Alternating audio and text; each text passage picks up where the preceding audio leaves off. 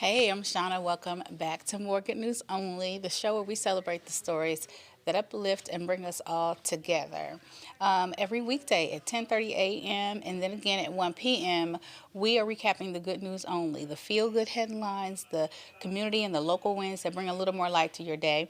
And I want to hear from you too. So if something good is happening in your world, a personal victory or a community success, a birthday, or just something that made you smile, send me an email to news25@week.com and make sure you put Hey Shauna, that's SHAUNA, in the subject line so I know it's for me. I would love to share your good news right here on the show. Now, today's show, as always, is full of good news, starting with my thank yous for coming with me yesterday, joining us here on the show in celebrating our 100th episode.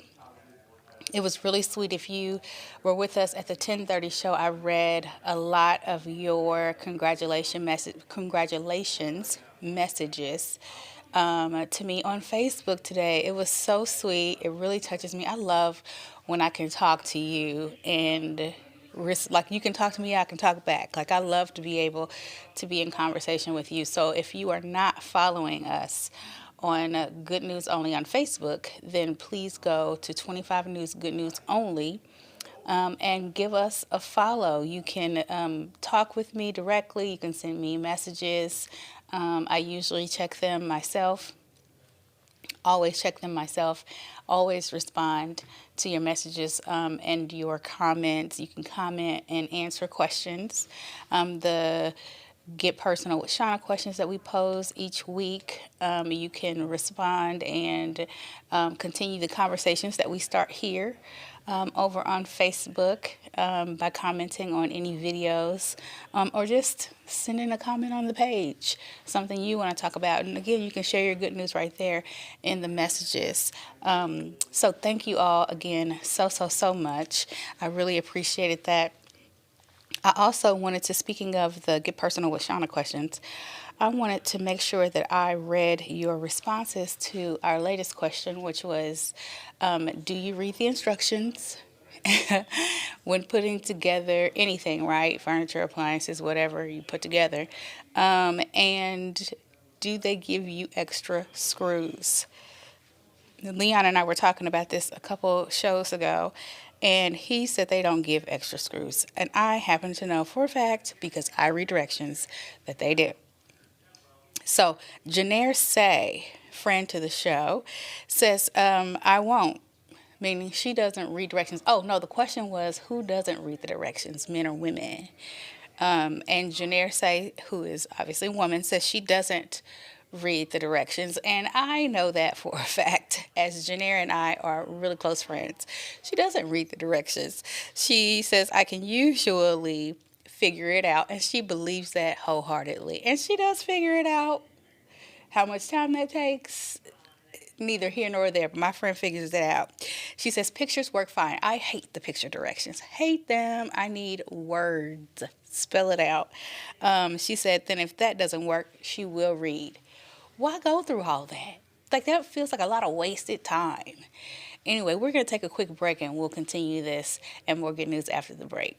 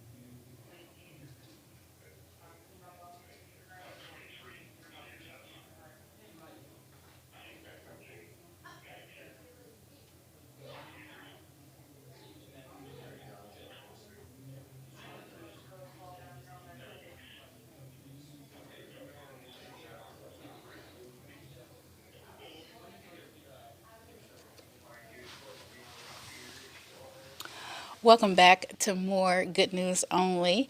So, I was reading before we went to break, I was reading some of your responses to our question. Our question was, if you don't remember, and if you still want to answer, you can. Um, who doesn't read directions, men or women? And then, do they give you extra screws in terms of hardware when you are putting together furniture and appliances? So, who won't read those directions, men or women? Who's likely to not read those directions? And do they give you extra hardware? I say they do. Uh, my brother, L Guy, left a comment. He says, they always give you extra screws. Like, I know. They do give you extra screws. And then Stacy Marks says she never reads directions. LOL. Because that's funny to her. Ma'am, read the directions. It takes so much longer to me when you don't read the directions. You got to go back and redo something. And I don't like being confused. So the feeling of just the confusion of what's happening, what I'm supposed to be doing, drives me nuts.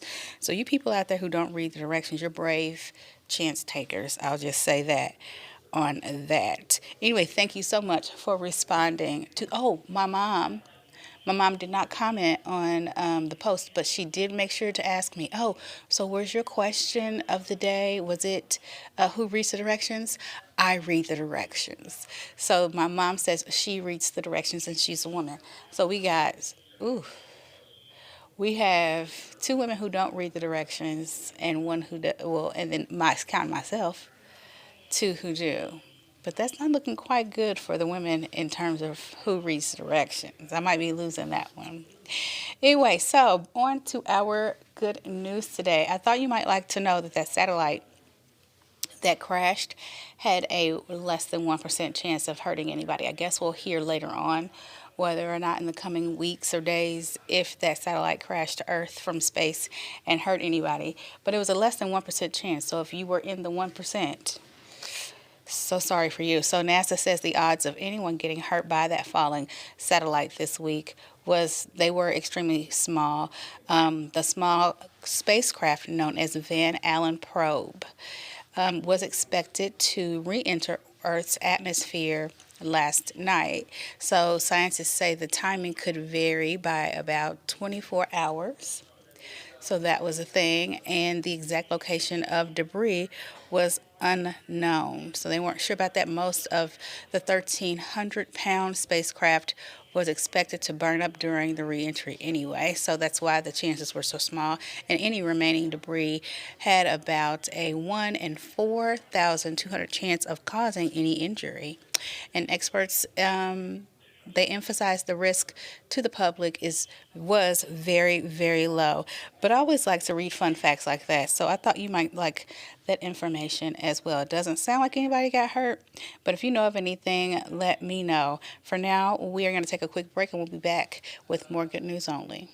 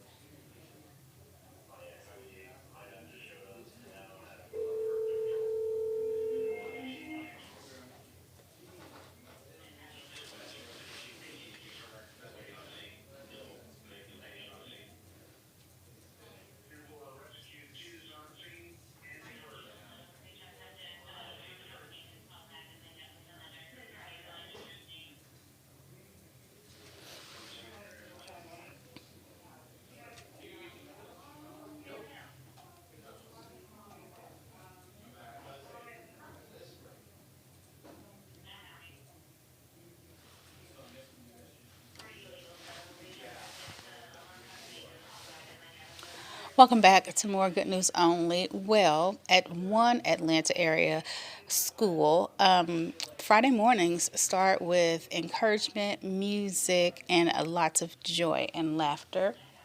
So, a group known as the Hero Dads volunteered to run the carpool line at Dunwoody Springs Elementary. The dads greet students with hugs, high fives, and plenty of energy to start the day on a positive note. The tradition began 15 years ago as a way to support teachers and make mornings more fun for families, and volunteers often show up in costumes and play music to surprise the students each week.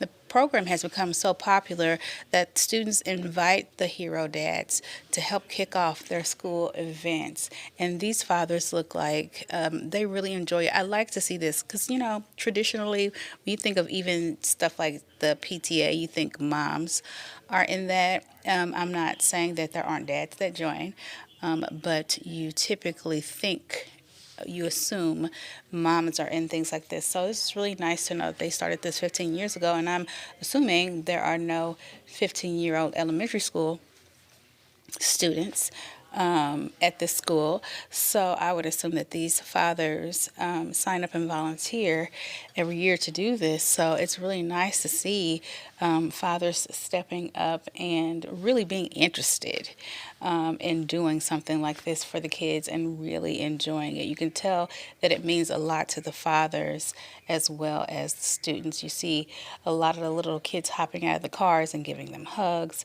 It's just a sweet, sweet, sweet story. So thank you to them, because I'm sure they are making a lasting impact in those kids' lives, whether they realize it or not. And if they do, they probably don't realize just how impactful just their presence is. All you see are smiles. Little kids smiling, the parents smiling, and the dads are smiling. So great job to them.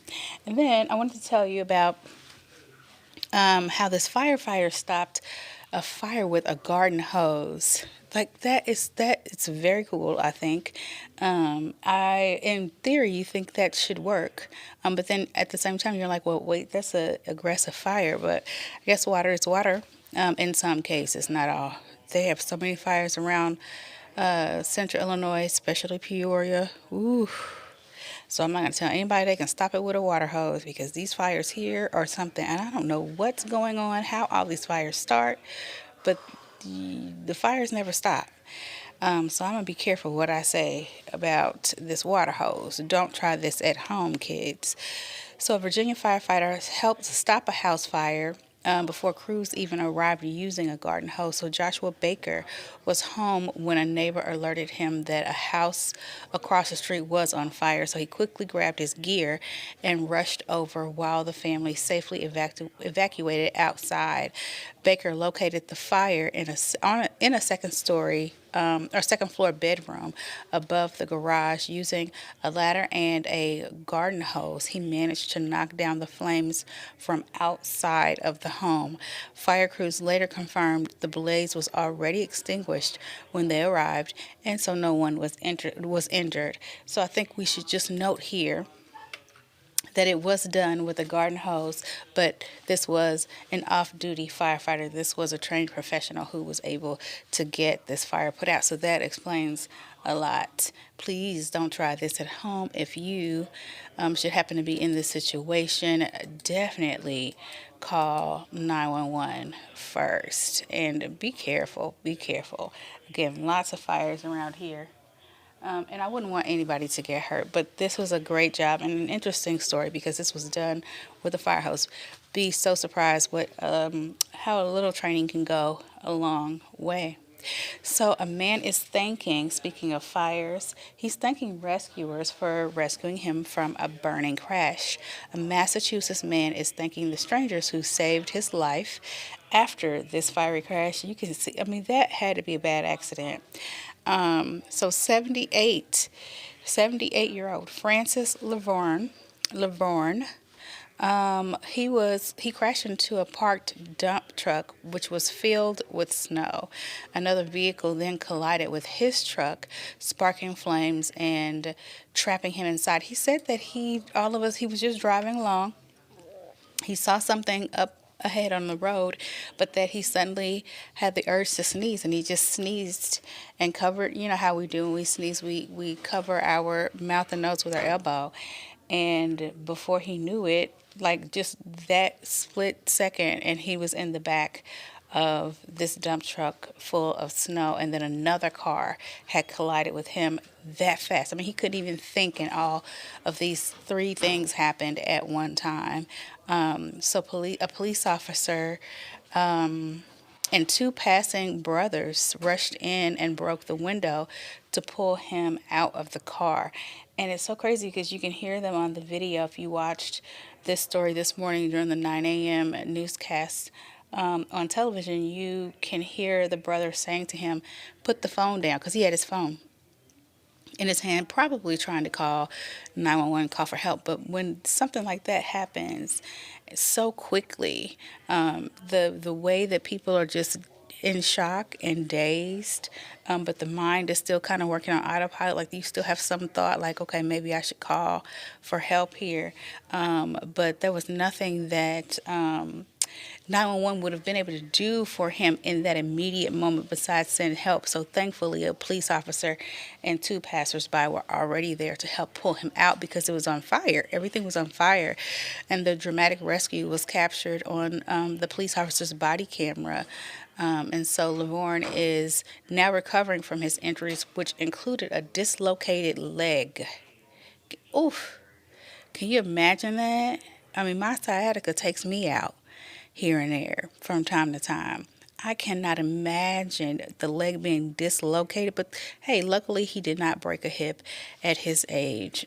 Sometimes when they go down from that, it's hard getting back up. But he is recovering, the leg is back in place, and he says he's grateful to the people who helped save his life. So I'm so glad, and I'm wishing him a speedy recovery. That was a very, very close call. And it's the brothers were happy and thankful themselves that they were actually there when this happened. They were happy to help him and to pull him from the wreckage. So our next story is an interesting one. I like this story. I think it's so neat that this young woman has gone from the science fair to a startup of her own. So, a North Dakota high school student has turned a science fair project into a startup business, which is aimed at saving lives.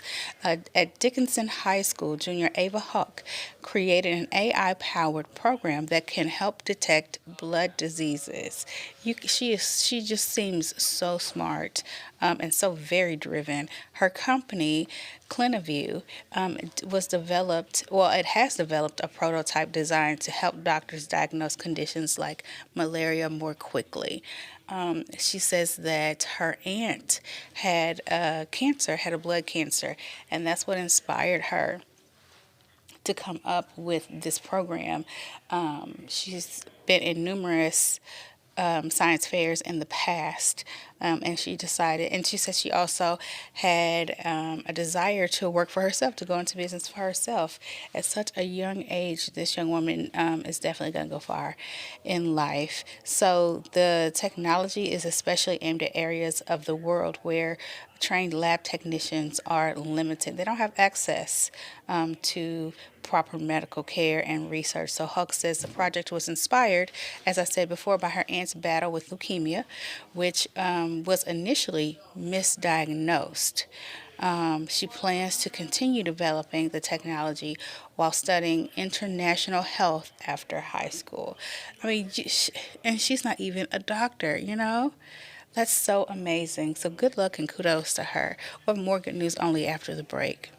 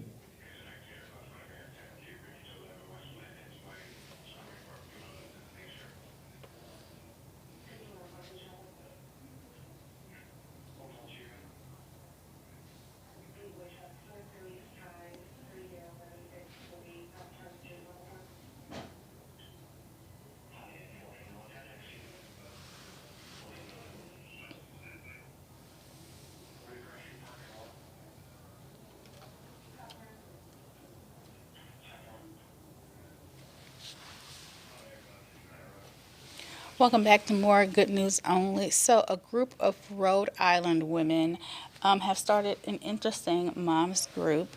It's called the Hot Moms Club. The group started when three moms met in a newborn support group and wanted to create a wider support network.